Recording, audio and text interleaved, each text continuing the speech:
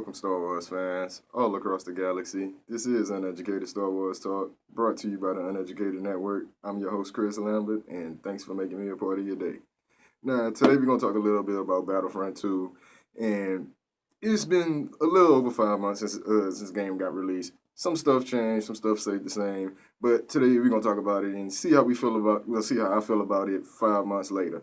But don't forget to like and subscribe to the channel, like the video, do all that good stuff. Really helps us out. Thanks in advance. But back to Battlefront 2, a lot of things changed, and to me, it always been better than the first one, which is a win in my opinion. It was better than the first one. Wasn't better than, maybe not better than the original Battlefront 2, but those are pretty high standards at those times to get at. But overall, I still like the game. I'm still an active player. I know a lot of people, since the Loot Crate fiasco thing, probably got turned off to the game. Some people probably didn't even try the game. A lot of people say that the sales was down. EA came out and said that it was like double the player base that they had from the first game or whatever, but that's what they're supposed to say. Either way, it was really mixed reactions about the game, especially with the Loot Crate thing. The Loot Crate thing, I feel like, probably killed the game. And tell you the truth, I never got weapons in none of my Loot Crates, but I can see why that would be a problem. At first, because I never got them, and I always had points and stuff to buy them, I never thought that weapons were in them. But if because they were, the Loot Crate thing probably was a little crazy and maybe a little pay to winish. But yeah, that goes back to how I feel about the Loot Crate thing. Why I feel like the game is at the status is at right now, and that's what they needed. They have to have some type of way to make money to continue to support the game.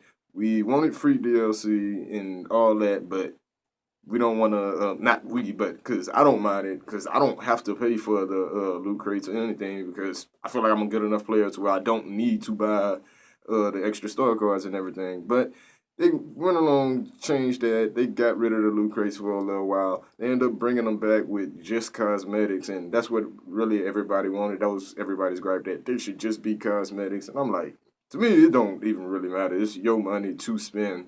Like, you shouldn't, like, I don't know. Maybe I'm just different to where I feel like I can control. I'm in control of me. If a player is clearly better than me because of what they got, that's one thing. But I feel like I've gotten blaster fights in the game or whatever.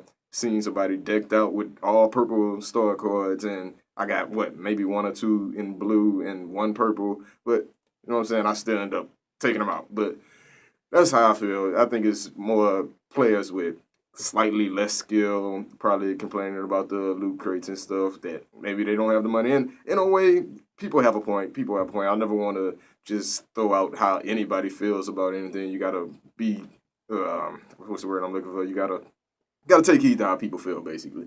But overall, they, like I said, the game was a big improvement with the Loot Crate thing. Yeah, they got some backlash for that. The campaign was very good. I found myself going back and play the campaign and that was pretty impressive to me because I've never been a campaign lover on the first person shooters. They usually just rush the stories, and this is with Battlefield 4 too. I didn't really care for that story, but the multiplayer is what the game delivers, and it always been good to me. Like I said, they tweaked the progression system. I don't think I said that, but they tweaked the progression system. They got that more in line with what I wanted it to be. If you go back and watch my first review of the game, where what you do with each class that affects the progression for the class. It doesn't matter how many star cards you got. I was glad they fixed that. That gave a real better feel to the game to me.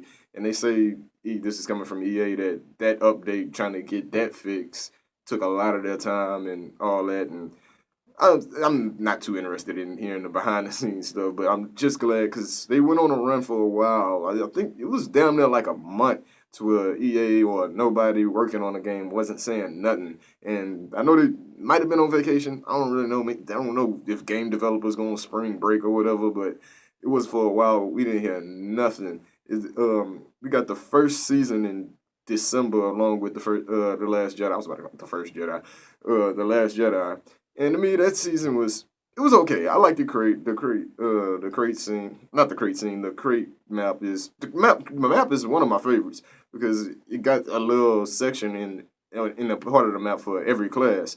Like you can be a specialist in the beginning.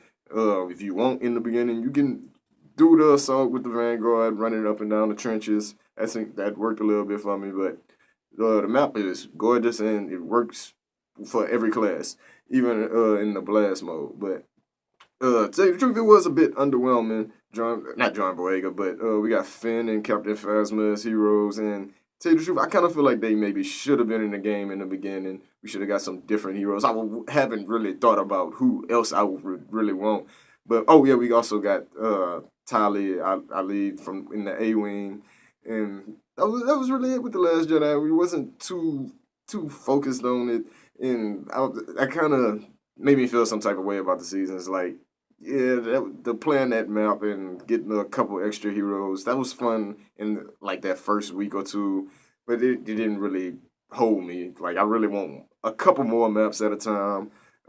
Finn and Phasma, I love Phasma. Phasma is probably one of my favorite villains in the game. Like I love her outside of the game, but she didn't get used right in the movie. But that's another story for another day. I've said that. But Phasma is one of my favorite villains in the game, especially in Heroes versus Villains. Her droid just like it lets you go to town on the heroes because a lot of the blaster wielding heroes and villains they seem a little underpowered, except Phasma and Iden because Iden Versio she is pretty badass in Heroes versus Villain and in Galactic Assault. So I really like those two villains, but overall, the game has made some positive changes since it first came out. Like I say, they revamped the progression system, revamped the loot crate system to make everybody a little happier. I'm glad that they got that fixed, and it really helped out the game.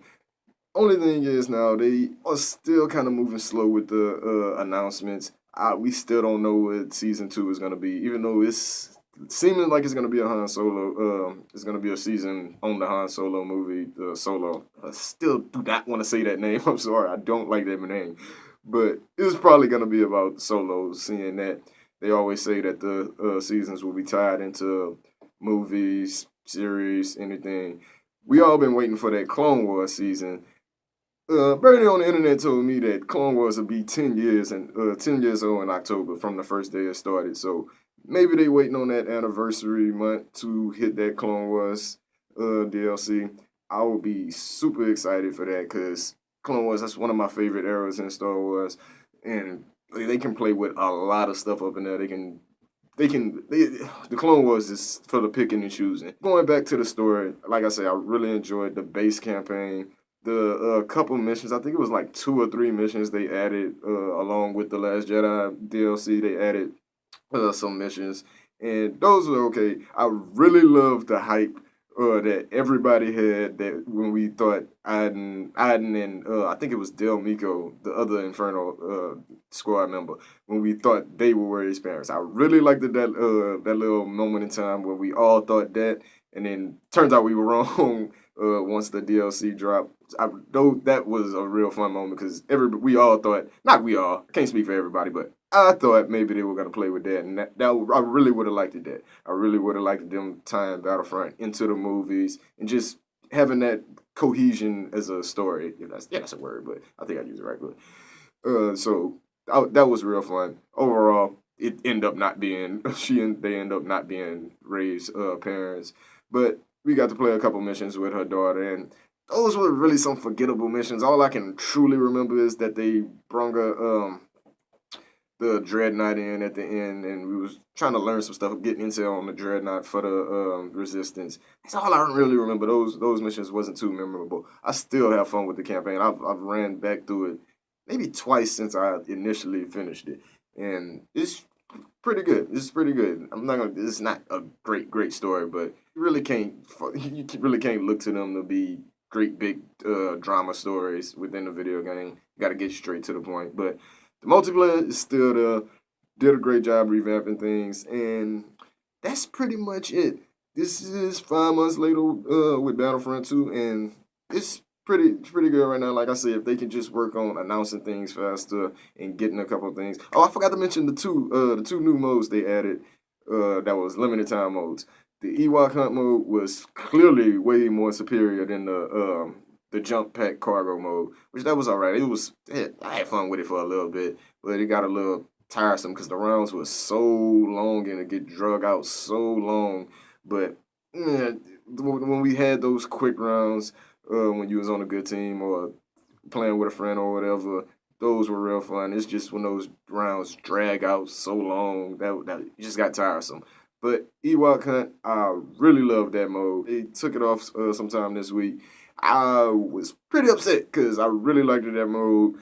Turn the lights off in the house, turn that mode on, and it's pretty terrifying. I didn't think when they described it, I didn't think that the game mode would be like as terrifying as it is. Cause the Ewoks they small, they hard to hit, they eyes sometimes glow in the dark. It's just a creepy. It's just a whole creepy vibe. But that was one of the great moves. I hope that mode comes back or something similar to that. Maybe we'll get a similar mode in the next season or around the next season. Maybe they just bring that mode back all together because it did get a lot of love on the internet.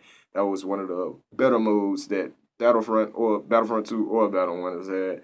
But altogether, I still want to see this game succeed. Still a big fan of the game. Still an active player. It's been not a great run. I've had fun. It's been a fun run with the game so far.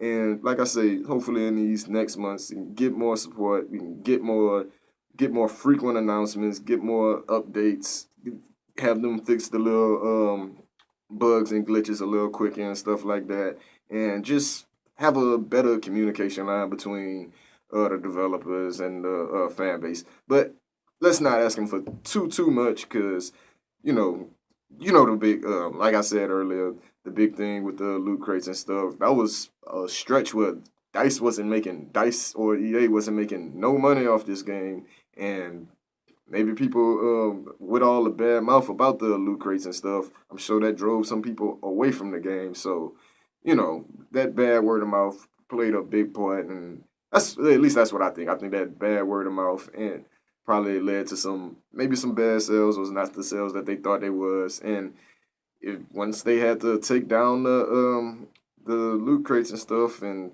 couldn't make actual money from people supporting the game in the game, like they're not getting paid. So they were like, well, what do you expect them to do? Would you want to go to your job if you wasn't getting paid? I didn't think so. So shouts out to EA. They doing what I feel is a good job of keeping the game alive. Hopefully they can get it a little better because I like the game, so I want to see it succeed. But I'm not going to keep on rambling. Let me know how you feel about the game. Let me know if you just gave up on it or you still an active player. Check me out next time. I'll be back a couple days with my last shot review. I'm in the last couple chapters of that. This is a real fun book, but I'm going to say that for my review. Until next time, you can catch me right here on the Uneducated Network. Don't forget to subscribe to the channel. Bye-bye.